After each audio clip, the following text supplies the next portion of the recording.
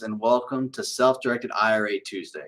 We've got an exciting one today. I'm really looking forward to it. But before we do, I want to give you a quick introduction, and obviously we've got to start with that disclaimer. Oh, oh. Everything you're about to see here is for your educational purposes only. All right. Quest likes to provide as many resources and as much education as we can to all of our clients and investors. But that being said, it's important to understand the role that we'll play when it comes to your investments. All right. We're here for you, like I said, to provide all of the resources that we can. We're also here if you need to call, ask questions. We're here to educate you guys and really sit down with you to help you understand the broader picture of the investments that you're making. That being said, Quest does not offer any sort of tax, legal, or investment advice. So for those of you who don't know us, a little bit about Quest. We are the largest self-directed IRA custodian in the state of Texas. We have about 20,000 active investor clients all across the country. As it stands right now, we have just over 2.7 billion in assets under administration. We have over 100 employees, 34 of which are certified IRA services professionals. That means you can call in at any time, get a hold of someone who can answer any question that you have when it comes to investments made in your IRA. And the big one here is that currently we have just over $400 million in undirected cash sitting in our Quest clients' accounts. Guys, this right here, this pool of funds is what represents the opportunity. Whether you're a current Quest client who's wanting to lend out the money that's sitting in their IRA, or you're an investor who needs funds to make your deal happen, this is where it happens. But before you make any investment at all, what's always the first step? You've got to educate yourself, guys. Check out our YouTube, check out our website, check out our Facebook. We have hundreds of videos going over everything from the basics of a self-directed IRA to private money lending within your IRA, all the way to syndication investments within your IRA. So again, use us as a resource to educate yourselves on the type of investment you're looking to pursue. Now, once you've narrowed down the investment you're looking for, well, it's not going to make itself happen, right? You've got to go out, you've got to network, you've got to make that deal happen. So the way you do that is checking out our weekly live classes like you are right now. All right, 12 o'clock on every Tuesday, as well as 12 o'clock every Saturday. We have our self-directed IRA Saturdays. Those are geared mostly towards education, but feel free to use the chat, right? Interact with everyone in the chat, interact with the speakers here, right? Use us as a resource. On top of that, we have our virtual networking happy hour on the fourth Wednesday of every month. That one is strictly geared to networking. So you'll get on, everyone hops on the Zoom call. We go through the list. Everyone gets a chance to, one, introduce themselves, tell us a little bit about you, where you're from. Also, tell us about the types of investments you either, one, wanting to learn about, or two, that you have actively and you're looking to either get funds or looking to lend. So use that networking happy hour as a way to build connections with other Quest clients. But by far our most common networking social is going to be our self-directed IRA socials on the first, second, and third Tuesday of every month. All right, it's going to be in Houston, Austin, and Dallas respectively, starting at 6:30. So what it starts off as, we allow for 30 minutes of networking. Then we move on to the presentation for about an hour. And then after that, we allow for more networking, and we've even brought back deal pitching. So if you've got a deal ready to go, this is where you'll get actually meet our clients face to face and pitch that deal. On top of that, the only difference, the only exception to this first, second, and third Tuesday of every month is actually going to be next month. The first Tuesday falls on July 5th, and well, we all know we're going to be exhausted after the long weekend. So we've moved that first social to the last Tuesday of the month, July 25th, if I'm not mistaken. That one, there's not going to be any presentations. It is strictly networking and deal pitching. So come and check that out in Houston office on the last Tuesday of July. That'll be a perfect networking opportunity for you to pitch your deals. Also, right now we have a 48-hour flash sale that waives all open account fees. So if you were thinking about, if you had a traditional IRA and you're thinking about opening up a Roth because you wanted to start moving funds over there for retirement, and so that you can get those tax-free distributions, now's the time to do it. You get that account completely free. Call us, talk to an IRA specialist, and we can use the coupon code QTC48 to get you that free account. And finally, guys, again, I know we've been bringing it up a lot because it's our biggest event. It's the Quest Expo. It's going to be here in Houston, September 23rd to the 25th in the Westin Galleria, like I said, in downtown Houston. Guys, we cannot bring a better value for you, our clients and investors than this expo. We're going to have tons of vendors there. We're going to have over 30 speakers going over everything from hard money lending over to syndication investments. And we're even going to have a panel going over inflation and the roles that alternative assets will play in your portfolio. Guys, this is not an expo that's just geared towards self-directed IRAs. This is an expo that's geared towards alternative investments as a whole. So if you're wanting to invest even outside of your IRA, just personally, still come check us out and give us a call. Give me or any other IRA specialist a call. We can get you an additional discount on top of that ticket, right? So here's all my contact information, guys. Like I said, don't hesitate to reach out if you want any information at all. Now, on to our speaker, Madina Shaik. He's an accredited real estate investor and IT professional with over 20 years of diverse real estate experience. He successfully acquired, rehab, and then either rented or sold more than 100 single-family homes. He has excellent experience at both identifying, underwriting, acquiring, and then managing multifamily assets. He's the general partner or the limited partner of more than 3,000 units. And before beginning his career in real estate, he'd actually developed a successful IT services company from the ground up, employing over 400 full-time workers and executing several mission-critical prime contracts for the Department of Defense and other Fortune 500 companies. He has a reputation for being very strategic with his business plans, execution, banking relationships, and other industry connections. He enjoys apartment syndications where he can help families grow their wealth, not only for themselves now, but also to help retain their generational wealth for their children and other generations to come. So now, to go over understanding different advantages of real estate investing with a self-directed IRA, here's Madina and Natalie. You guys, are you there? Yes. Sure. Perfect, guys. Welcome, welcome. Thank you for joining us. Thank you for having us. Absolutely. So I'm going to go ahead and give the floor over to y'all so you can get started. Okay. Fantastic. We thank you guys for being here. We are excited. We love working with Quest. We love the customer service that they give our clients and our investors because they respond to the emails, they respond to the calls, always answer the phone when you're trying to invest your money. It's very important that you have somebody who is responsive, especially in time-sensitive situations like moving money and getting an investment going and trying to get your money working for you. So we appreciate Quest. We are going to be part of the expo as well in September. We're definitely looking forward to that. So I think if you guys are here, you're in the right spot. You're in the right place with the right custodian and hopefully the right syndicator or right type of investment platform that you guys are looking for. So thank you for being here. We're going to talk about the advantages of investing your self-directed IRA and 401k into real estate, how you build your wealth with that. So why do we invest in real estate? Or why do we suggest you invest in real estate? Because for one, it's a tangible asset.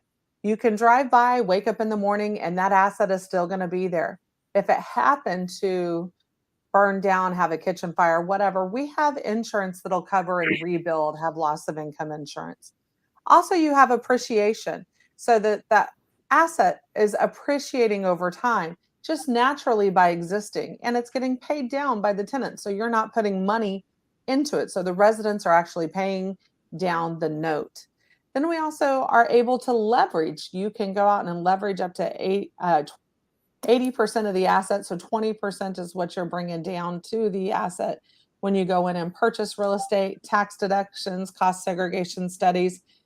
Cash flow is huge, retirement, long-term planning, to be able to put that money away for retirement, equity pay down. You can hedge inflation with this market, the way things are going with inflation and interest rates. What else is going up?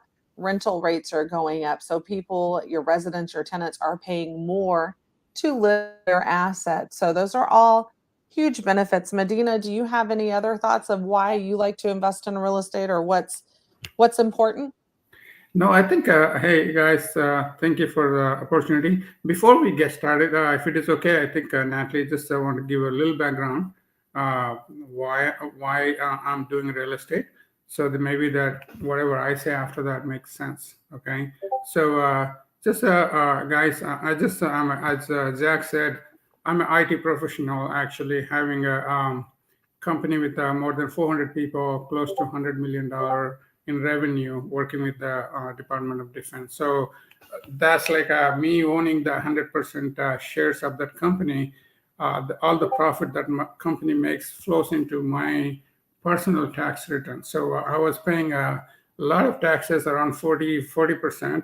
So I was just looking at it, say, hey, how do I save the taxes actually? So that's the reason I got in, start buying the real estate, and with the depreciation, I was able to save pretty much all my taxes actually. So I was doing it, and say, if I'm doing that for myself, why can't we offer this to other people who are in a similar situation like myself? Okay, so you're making money to save the taxes. Okay, so that's the reason why that's kind of my background. Back to what Natalie listed some points here. So these are all most of you already know what tangible asset is, the appreciations, and we're leveraging the bank loan. So we are like with a $20 million, you're controlling $100 million asset. So that's you cannot do that in any other industry other than in real estate. Okay, and with cost segregation and bonus depreciation with the Trump administration, that was the another bonus we got. That means 100% of your money is depreciated on pretty much on the first year of your investment.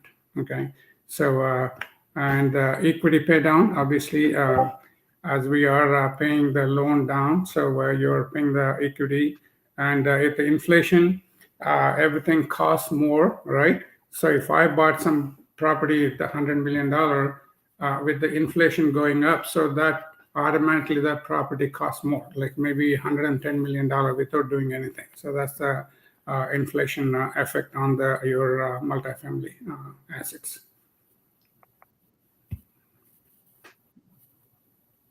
So then we have potential equity sources for investment. So if you are looking to invest in real estate, where do you find those funds? Where do you find the resources to do that? So cash, obviously sitting in an account somewhere is not going to do you any favors, especially with inflation. It's devaluing faster than it's worth. So getting that cash working and placing it in a solid investment like real estate is something that's going to be huge. IRAs, self-directed IRAs are definitely very strong as far as an investment vehicle, taking that self-directed IRA or self-directed 401k and placing that directly into real estate. You know, debt equity, a lot of times people think it's good to have that debt equity in a house. The house is almost paid for. However, your money is sitting there and it's not doing anything for you in a home, which opens you up for more lawsuits, opens you up for a lot of other things. So instead of leaving that debt equity in that property, it's better to refinance out, obviously still covering your note, but refinance out and get that money working for you, invest it, get it growing. Stocks and bonds have taken a bath lately. We all know, along with mutual funds and crypto, but if you have those, you can sell some of those resources and move over into the tangible assets such as real estate and a whole life insurance. You can obviously borrow against that and invest that into real estate or an apartment community as well.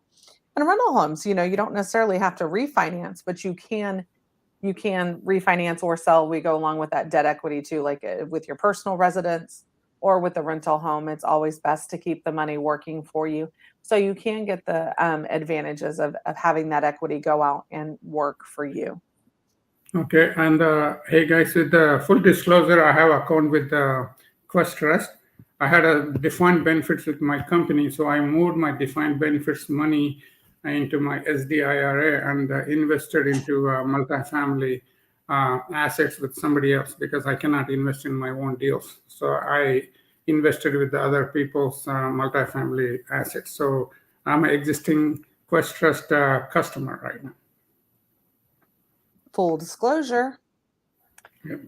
So, what's important, and I think sometimes you don't understand, but there's two different types of equity raises that most apartment syndicators or people who are looking to invest in apartments need to understand. So, there's a 506c raise, it's open to accredited investors only. Now, all of these guidelines are SEC regulated. This is not Makaan coming out and saying this is what we need for our investors.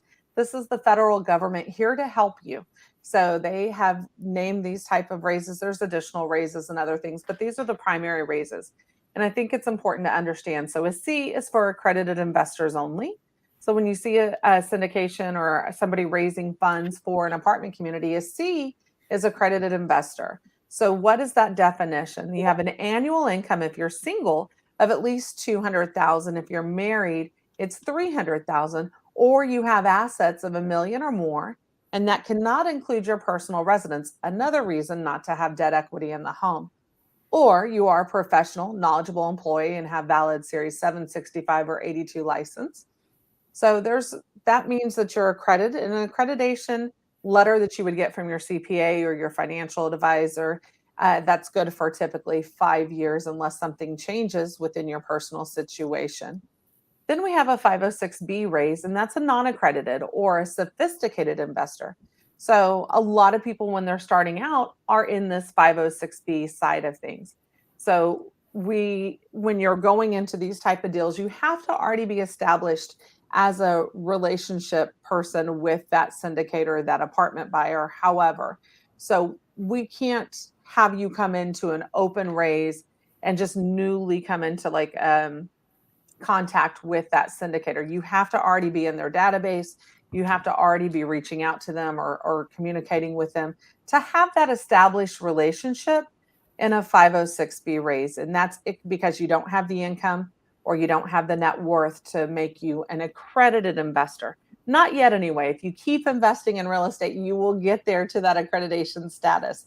Very, very highly likely with that. So what's important to know is that what we like to do, and I know not everybody does this, but we do like to do a 506B raise to help people who are starting out to get going, to get out there and get your money working for you. So if you want to be a part of something and you're not accredited, then it's always good to go ahead and get into and be a part of somebody's system so that whenever that raise comes, that you are already part of the whole CRM so that you have that established relationship. Medina, did you want to add anything or say anything I with think this this? is a straightforward, as you said, it's a SEC guidelines. It's not something we made up. So if you're not accredited, we strongly recommend talking to us and have existing relationships so that you are qualified to invest in our next deal. Yeah, and unfortunately, we don't have a lot of control over that. We just want to make sure that we stay within the guidelines. So there's a couple property opportunities. So when you're looking at apartment communities, is it a value add or a yield play, or is it a hybrid? So what do those different terms mean? So a value add is when a buyer goes in and adds value to that property, increasing the property NOI. This is usually when a property has been undermanaged. There's some deferred maintenance. You can improve the value a number of ways, from remodeling interior units, increasing rents, adding washer and dryer connections, pet fees, and more. Usually cash flow improves, which makes your net operating income go up. And all of this is contingent on execution of the business plan correctly, but a value add has a good upside typically, and it's a little slower on that cash flow side in the beginning. Yield play is when you purchase a property that is running well and has maximized its value. It's usually cash flowing at the time of acquisition. And these properties are much smoother to take over. You can still maximize and add value through different management styles by seeing those different opportunities. So we at Makaan like to do a hybrid, and we'll go into a little different on that. So what's important? How do you pick a syndicator? Everybody's out there. You'll see your feed. You've got all these different deals coming at you. How do you know who you're going to partner with and who you're investing with? Because it's so important on the front end to know who your syndicator is and who you're working with. So what are the fees that are being charged? These are just some basic questions. And do not ever feel like you can't ask a question because you're not sure if it sounds stupid, or you're not sure if it sounds wrong, or you just don't want to come across. This is your money. It is your investment. Ask any question that comes to your mind because there's a reason you're wanting to ask it. So make sure that you have all the information, all the details on the front end. Don't ever think that there's a question that you can't answer. And it's important that they can answer those questions. If not, they can get back to you with those answers. So what are the fees that are being charged? What's the acquisition, disposition, management, any other fees? Did they rename it something? There are so many different things. Are there splits, waterfalls? It's important to know and understand what all those terms mean. Now, we're not going to go into all that here because we don't have time. Maybe in our next one, we can go into a little bit more what the different things look like. But who is on the team for the syndicator? Is it a mom and pop operator? Are they still working a full-time job somewhere and running properties on the side? They don't have the full attention. Your investments don't have the full attention of that syndicator. That's important to know. Now, I can tell you, like Mr. Shaik, Medina, he has a successful IT company, which now has 500 plus employees. That company is doing well. He doesn't run that company. He has a colonel that's running that company now. So he's taken a step back and he's a full-time real estate investor. And his focus is on Makaan Investment Group. So he's got his full attention on the assets he's building. So that's important to know who you're working with, who's on the team. And is it just him? So, if it is that person, if they are full-time in real estate, but do they have an investor relations team? Do they have a marketing team? Do they have an asset management team? All these questions are an important question. And are they local? Where are they? Are they W-2 or are they just consultants? All just important to know who the syndicator is you're working with, because this is a partnership. You're partnering as an LP, limited partner, from anywhere from 3 to 10 years.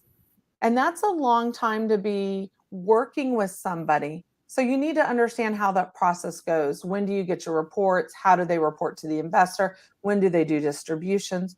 All these questions are important. What is the syndicator's business background? Can they afford if something goes wrong, if the market slips, if we have another COVID, what are they doing to ensure that the property is running smoothly? Can they weather the storm? Do they have the business sense and business savvy to do that? And always, always read the PPM and operating agreement.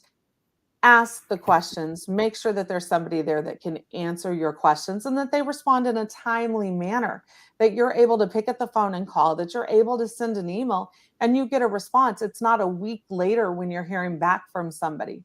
It's so important to understand the syndicators and even Google the name. Look at their social media, look at what's going on and what's being said, and just make a discerned assessment of who you're working with.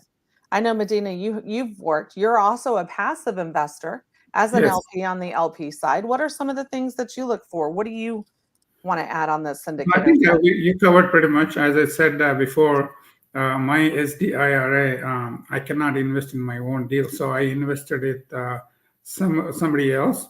So send some email and you get the reply after like 4 or 5 days if you're lucky.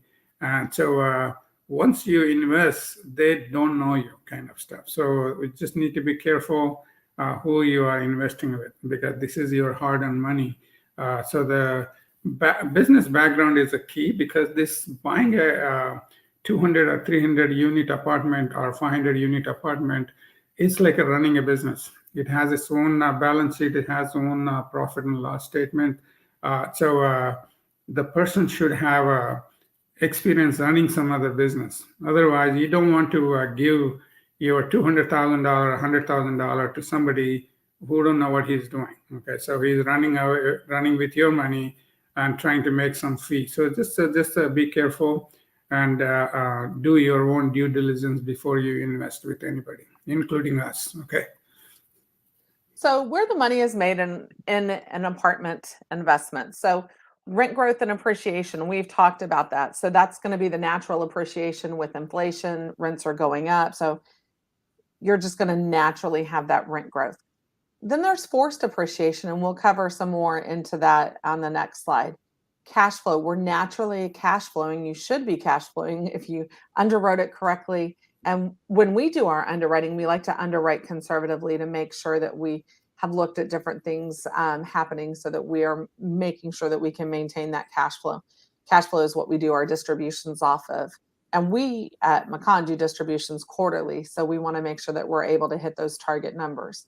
Tax advantages and depreciation, you'll need to consult your CPA. We're not a CPA, but that is huge. Like Medina's been able to offset his income from his previous or his other business that he owns, paying 40%, able to bring that down. I know syndicators who've been able to, whenever COVID was sending out the relief checks, they were able to take advantage of those relief checks because of the tax advantages. So net operating income growth, obviously, that's our goal. We want to push that net operating income. We want to maintain that, keep the tenants, the residents happy and living and renewing in the property with the rents going up. Leverage financing, like we've discussed before, you can actually go to the bank and get a loan to purchase real estate where you can't do that in any other asset. You can't go borrow money to go buy stocks or borrow money to go buy bonds, which thankfully we can't because it's not a tangible asset. I don't know if it'll be there when you wake up. Disposition, we make money when we sell on that back end as well. So here's an example of a $100,000 in investment. This is not a guarantee. We're simply saying in layman terms on a $100,000 investment, what that looks like for you as a passive investor in one of our deals. If we're 10% cash on cash with an equity multiple of 2.5.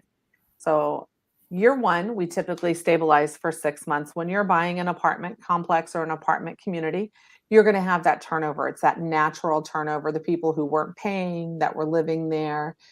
You also have people that need to renew their leases that aren't going to renew when you start putting that pressure to get them to renew. And so you're going to have that natural turnover. So we stabilize for 6 months. It typically in quarter three is when you would get 2,500, according to this example, 2,500 for quarter three and 2,500 for quarter four. So that would be your distribution. That's because we are doing the 10% cash on cash.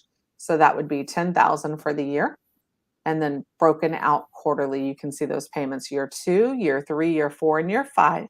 You would get 10,000 yearly broken up into those quarters. So when we sell the property, you will get 105,000. 45,000 from distributions, 100,000 would be your initial investment for a total return. And this is where your equity multiplier comes in of 2.5, you would get 250,000. So what's not included are the tax advantages and bonus depreciation through cost segregation. The paper loss on your K1 could be 100% tax savings, but you consult your CPA. And if you're investing with an IRA, it's a little bit, you don't get to take those advantages because you have other tax advantages and other things that are going on. But as with everything, always check with your CPA to see how your investments will affect your tax returns. And I like something that Madina has said. It's you meet with your CPA at the end of the year, not for that year that just passed. You're meeting with your CPA at the end of the year to talk about the strategy for the upcoming year. So I think a lot of us have it backwards. We're working behind when we should be working forward. And our goals to get you there or get our investors that way. So it's a lot more strategic in what you're doing. So here's some examples of forced appreciation. With $1 NOI divided by the cap rate equals the valuation. So add a 5% cap rate, which we know cap rates in the apartment industry have been kind of compressed, but we're starting to see those loosen up. So add a 5% cap rate, which is very, very doable in this market. Every dollar of income is worth $20. So that means for every time you add $1 to the property, you're adding $20 of value on the back end to that property. So here's some income and expense examples. So income examples, washer and dryer connections, covered parking, pet rent, valet trash, tech packages, and then your natural rent growth. And then expense reduction examples, LED lights, CapEx completion and efficiency, water conservation projects. All of these different things add value in a different way, which impact your bottom line, which increase NOI. Do you want to say anything on that, Madina? No, I think you did pretty good. I think those are the ones, again, Go back. No, okay. So yeah, so here, go ahead. go ahead. No, I'm good with this. So let's take this example of washer dryer and see how it impacts and how we add value to the bottom line. Okay, so here's an example of a value add with washer and dryer connections. We purchased a property that had 693 units. And in this particular complex, they had 4 washer and dryer areas that you could go to and wash and dry. But they didn't have washer and dryer connections or hookups in the unit. However, they had a 1970s bar area in some of the units. So that wet bar that has the, the glass mirror with the gold stripes on the back, just that 1970s look. Well, if we renovate these properties and very easily add washer and dryer connections in this one space where this wet bar is that nobody uses, we can now add $50 a month in unit washer and dryers, which helps us add or increase the value. We can rent this unit for $50 more a month is what I'm saying. So if we do this renovation in 100 of the units and we increase the rent $50, that's $5,000 a month. $5,000 a month times 12 equals 60,000. Yearly income of 60,000 at a cap rate of 5 makes it a $1.2 million increase in value. So just by managing property, making the rehabs that are right and make sense and add value to the property, makes the residents happy, we're able to increase the value by just doing this one thing by 1.2 million. I think overall you can kind of see, if we go through these examples previously, like the covered parking, the pet rent, the tech packages, valet trash, how you can force that appreciation to go up in value and just by doing those things. So it's really exciting when you get in and you know what you're doing and how to do that. And so you want to make sure that your syndicator, your investor, knows how to manage the properties and knows the game plan for those properties, how they're going to add value. So here's just an example of Makaan, the 5-year target hold. And if you guys have any questions, we will take your questions. I forgot to say that earlier. Put them in the chat and we will get to them at the end. We want to make sure that we have time to answer your questions. That's really important to us. I'm over the investor relations team with Makaan. So for me, it's very important to make sure that everybody's questions get answered. Nobody leaves wishing they had asked something. And if you do, you can always email us and we're taking care of. But so for Makaan investment model, what we like to target is a 5-year hold. We don't want to hold your property or the asset too long because we want to make sure that there's not a diminishing rate of return. So we want to make sure that your money is maximized and working hard for you. We do an equity multiple of 2.3 or 2 to 3 equity multiple. And then the hybrid between a value and a yield play. So which I give you those definitions. So Madina had a good little introduction of himself, and I'm going to go ahead and toot his horn just a little bit, because I think what's so important when you're interviewing syndicators is truly who's the vision behind who's going to be driving and steering the whole unit as you go along. Are they going to be solutions oriented?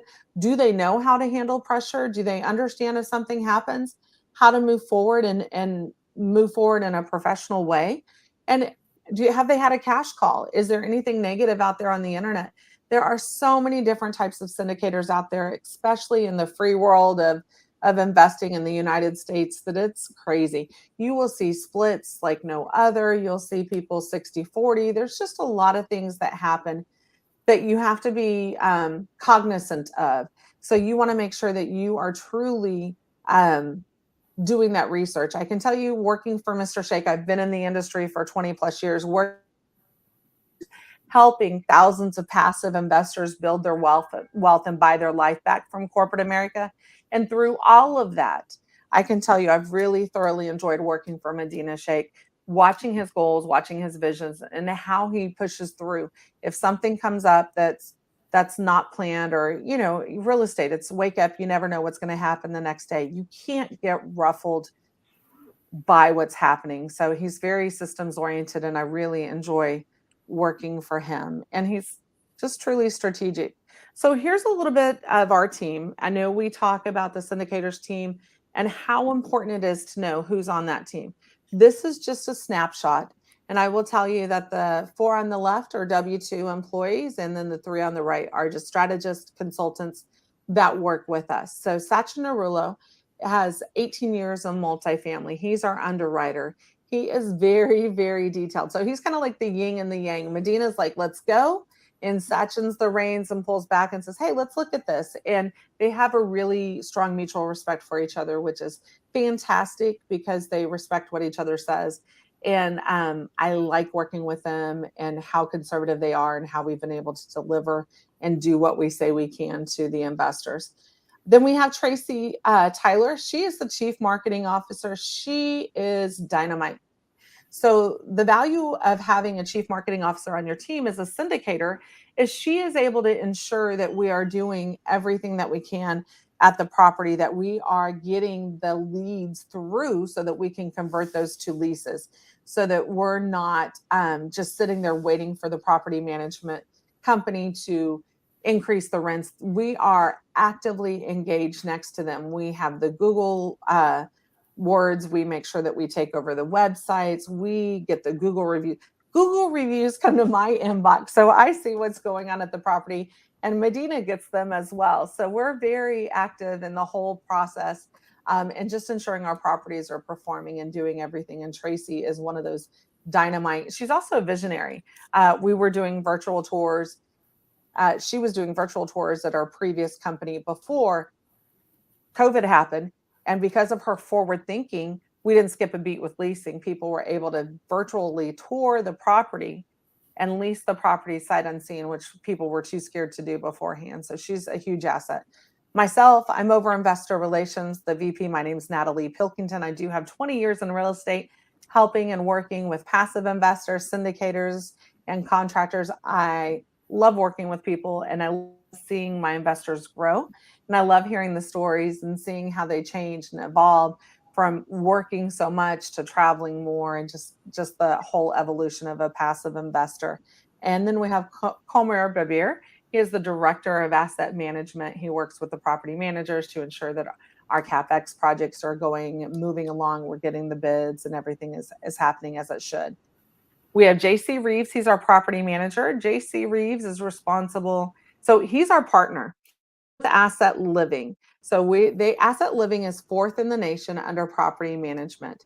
They have been instrumental. The reason why we like using a third-party property management is they really bring a huge buying power to us, and they also handle a lot of the smaller details and tasks that they're really good at. So we enjoy partnering with them. They've done a fantastic job. When we take over properties, we're very confident in the way that they handle it, and we just enjoy working with them. Adam Ripperdan is a tax strategist. So if you're looking for a way to maximize your wealth and retain your wealth, Adam is very instrumental. I think Medina actually referred to him and utilized him when he was at the 40% tax bracket. How do I reduce some of this tax burden and liability? Yes. Do anything illegal? How do I do that? So, and then we have Richard Robinette. He's the SEC attorney, helps us with everything in that aspect. So to make sure that our paperwork is correct and we're doing everything right, we dot our I's and cross our T's, get our accreditation letters, and he's instrumental in that. So overall delivery for us, we have delivered above projections on our past deals, and we're currently exceeding projections on returns. Just to get you guys a little bit of background, and here's our portfolio. You can kind of see we have over 322 million assets under management and currently have 2,535 in the Makaan investment portfolio. And so we closed. What next? What should you expect from your syndicator? So it's all fine and dandy when you're dating the syndicator, asking those questions, finding out who you're going to work with. It's very important to know what happens after we close. What next? So now they've got my money. What happens if we don't close on the property? How quickly do you return the money? All these questions. So we look for a 6-month stabilization period, which I've explained that. Financials are uploaded monthly. How quickly or how often will you get those financials? Do they do a newsletter with key information sent out monthly? When are the K1s uploaded, which the K1s show that loss, that cost segregation loss? If you're investing in an IRA, you have different sets or different returns, but it's important to know and understand when these things are happening and when these syndicators will do it. Just because one syndicator does something one way does not mean that the other syndicator will do it that way. So updates when important things happen at the community investment. Go ahead.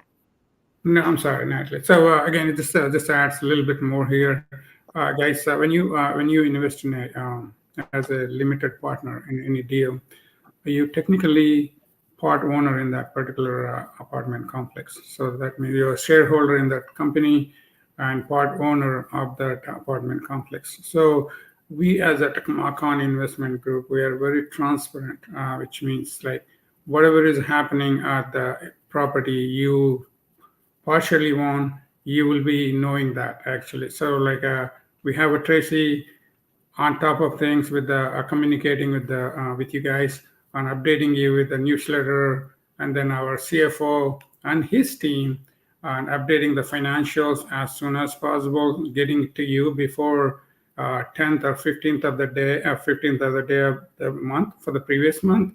So you will be knowing exactly what the property made and where we spent the money, where we did the renovations, how much capex we spent.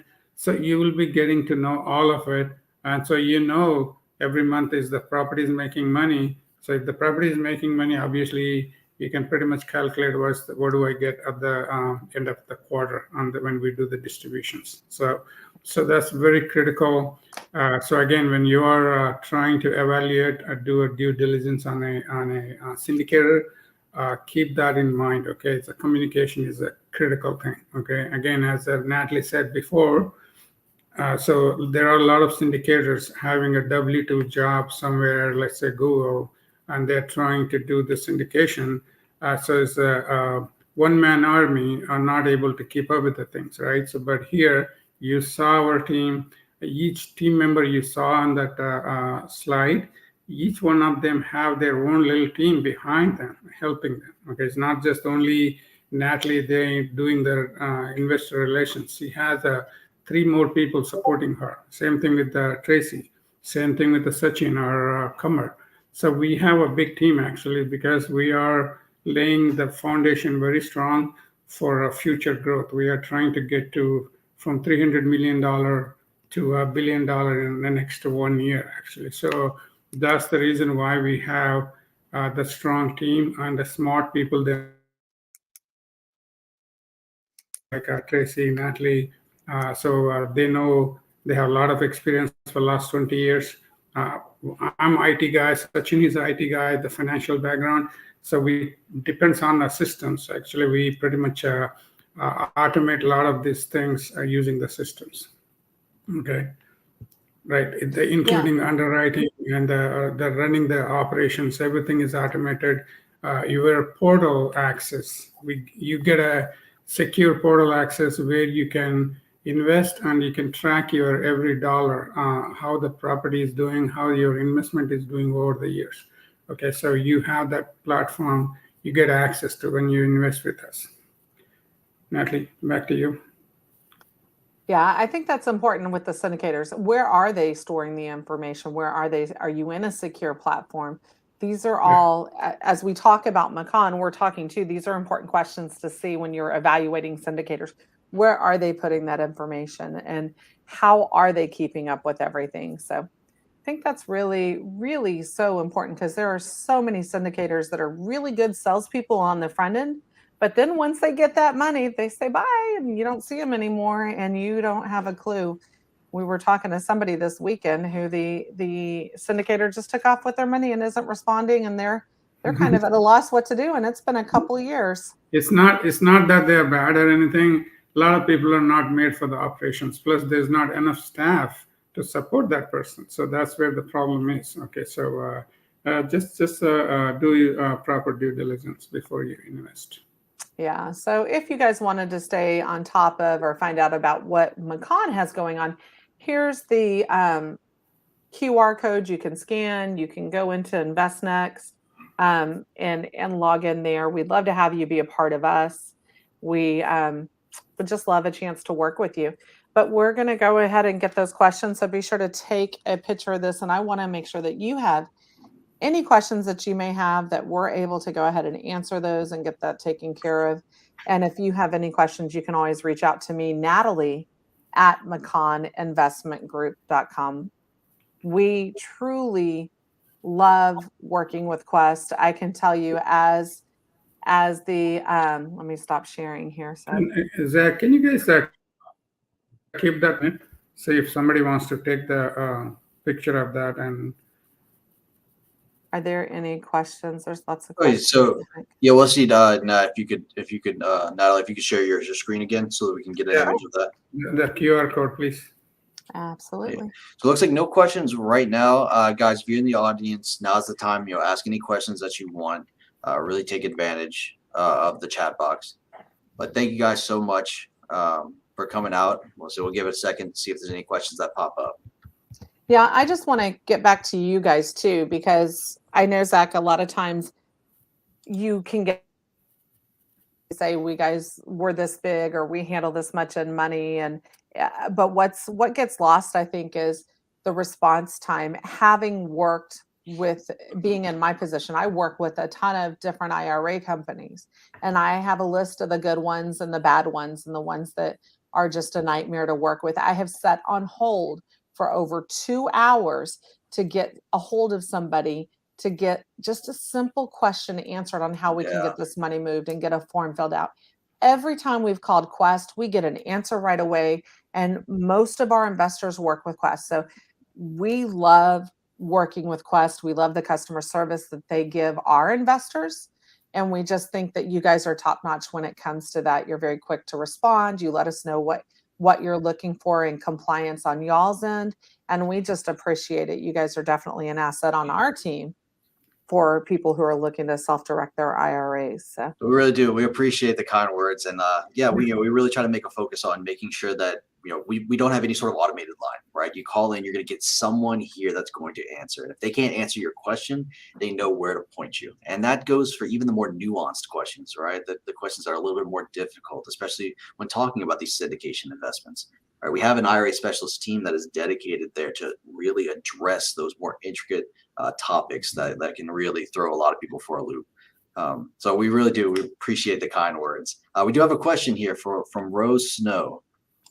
It says here, what is the minimum investment amount and what is the usual length of time for the investment? Great question. Typically, our minimum investment amount, if you're a first-time investor with us, will take $50,000. And the whole time we like to aim for is 3 to 5 years. If we can hit that equity multiple sooner, we will be out sooner. But 3 to 5 years, we don't like to hold on too long to where we get that diminishing rate of return. So awesome, guys. And yeah, that goes that goes for most of the investments. Obviously, each syndicator is going to have their own investment minimums with each deal. If you have questions, guys, that's more geared towards your IRA and what these investments look like in your IRA, especially when factoring in, like you said, the segregated depreciation on the K1s, give us a call. At the end of the day, you always want to speak to your CPA for your specific situation, but you can give us a call and we can tell you what these investments look like in general within an IRA that we see most of our clients go through. All right, guys, looks like that's it as far as the questions. We'll give it a little bit, but in the meantime, guys, I just want to thank you again for coming out and sharing with us. Really appreciate all the information that you provided. It was a really good presentation, guys. Thank you, Zach. thank you, Zach. No problem at all. Well, guys, if anyone in the chat, if a question pops up after we get off, you have all the information here. Shoot them over an email. If it's, like I said, if it's more geared towards IRAs, don't hesitate to reach out to us. But until then, you guys have a good one. Thank you so much. Hey, guys. Thank you, guys.